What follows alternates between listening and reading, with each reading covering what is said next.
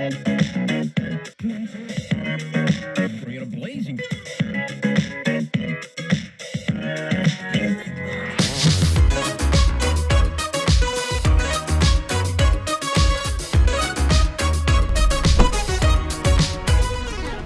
Hey, Coach. Hey, boss, how are you? I'm doing good, and yourself? I'm very good. Well, thanks for joining me for this edition of Discover UC, brought to us by Astorg Auto. Beautiful day for a drive. Great day for a drive. I wish you'd turn the AC up a little bit. It's warm, and I'm just kidding. Will be good. So, practice today? Yeah, in about an hour. Yeah, just getting ready to go out. We had to move some things around because of World Fest tonight, as I mentioned before, but I prefer to be out in the afternoon than the evening anyway, so Sure. I'm glad about that. Sure. Well, we'll make sure we get you back in plenty of time. So, tell everybody, how long have you been involved in University of Charleston soccer? Since 2017. So I actually was very, very briefly involved, I think, in the spring of 2015. Helped Chris and Dan when Chris was the head coach for a couple months just in the spring semester as a volunteer, and then left for a little while and came back in 2017 as the GA, and once graduated I moved in to be the full-time assistant, and then became the head coach in January of 2020 when Dan moved on to West Virginia, and it was a great time right before COVID, so that was an interesting first year for me. Yeah, so we'll talk a little bit more about kind of your accomplishments as our head coach, but maybe back us up a little bit. I can tell by your accent you're not from the U.S. or West Virginia. So tell us a little bit about your journey. How did you end up in West Virginia? Basically, just came over on a scholarship, athletic scholarship to West Virginia Wesleyan, who are a college that play in the same conference here, in the Mountain East Conference with UC. Back in 2009 as a lowly 19-year-old, not sure what to expect. Wasn't sure how long I would be able to stick it out, and graduated in 2013 and went straight into coaching as a GA then as well. And I've actually been coaching in this country ever since. So I'm going into sort of year 12 as a coach, and it's been great. Definitely parts of me that wished I tried to play a little bit more when I was 23 and graduated, but I definitely can't sort of poo-poo the idea of coaching. I think it's been great for me and have a really good life here in Charleston, and obviously the team's doing really well, so hopefully we can keep that up for a while. Absolutely, and the program's accomplishments over the past decade or so are really nothing short of amazing. I was looking the other day, we've either won or tied 93% of our matches over that time, and for the time that you've been the head coach since 2020, you've taken the team to the NCAA tournament, to the Sweet 16 or higher every single year. So what's the secret to all the success the UC soccer has had? I'm not sure there's a secret. As I said, I think it's hard work, passion, and just trying to be innovative and stay ahead of the curve a little bit. The rules are always changing.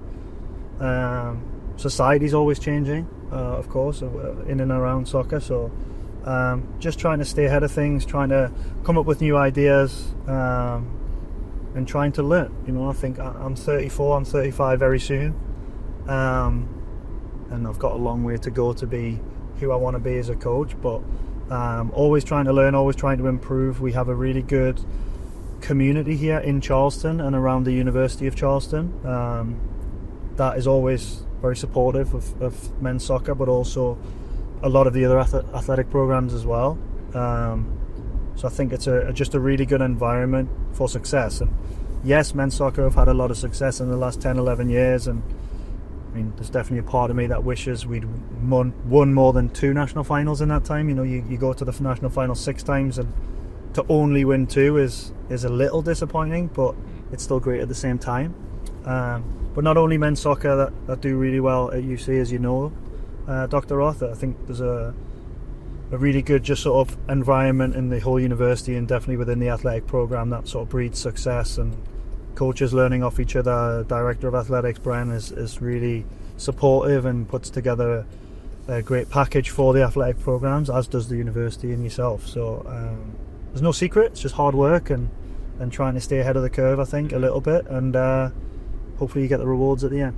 Sure. And speaking of hard work, your team does a great job in the classroom as well. Last semester, grade point average of 3.45. So tell us a little bit about the process that you go through each year to identify and attract great student athletes to come from literally all over the world to come here to Charleston and get a great education and play soccer.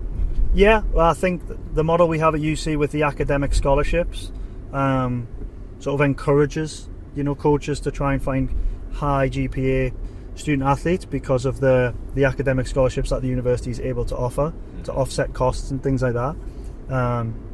So obviously the higher the GPA, the better the academic scholarships that we're able to offer as a university, which is great. And I'll be lying if I said we didn't have a lot of interest in our program, probably because of the success that we've had in the last 10, 12 years that we've already talked about. So then it's just a process of sort of being selective, being very detailed in the approach of wanting good people. I think mainly, you want to have good people in the program at the staff level, but also at the student athlete level. So that's the first process we go through, just recognizing good people from good families, and then it's how is that GPA. If it's higher, that probably tells you that they're a good student, or they're really passionate about the academic side, which I think tells you a lot about the human being as well. If you're willing to put the effort in the classroom, I would assume you're going to put the effort in on the field as well, which is important. And then we'll look at obviously the level of player. We have a larger roster where we have all levels of player. We have top players, and then we have sort of lower level players that come in and they try to develop, and everything in between. So just trying to be really thorough in that process of utilising all the resources that we have nowadays with technology to just define someone that we think would be a good fit. But the main three pillars that we look for are the person, the people, and the player. So the person, the student, and the player. And if we can spot those people at an early time, then we'll probably do well to get them here. And that usually continues in their time here, whether that's 2 years or 4 or maybe 5 sometimes for the Masters people. So this season, the team made it to the NCAA championship match, 6th time, as you mentioned, since 2014. Obviously, you have high expectations as a coach, going into each season, but is the early in the fall semester. How confident were you that we were going to make it to the championship game, and all in all, an incredibly successful season? I think it's always a tough question to answer, because I think every year I'm confident that we've done our job as coaches to prepare the team and recruit the right new players to support the returning players to have success.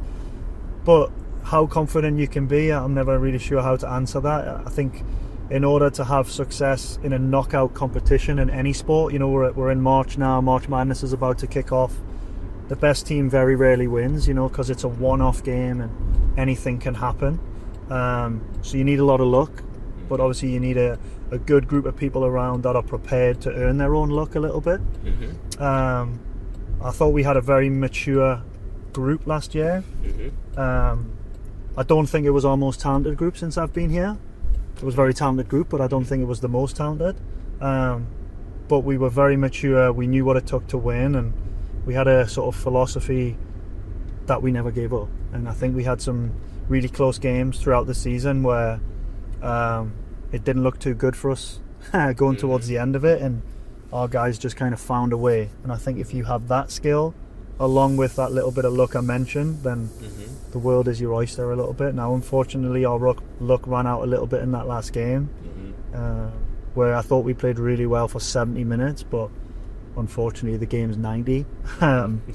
And we were just one goal short at the end. But great season, definitely, as you said. Yeah, absolutely. Really proud of the boys and you and your staff.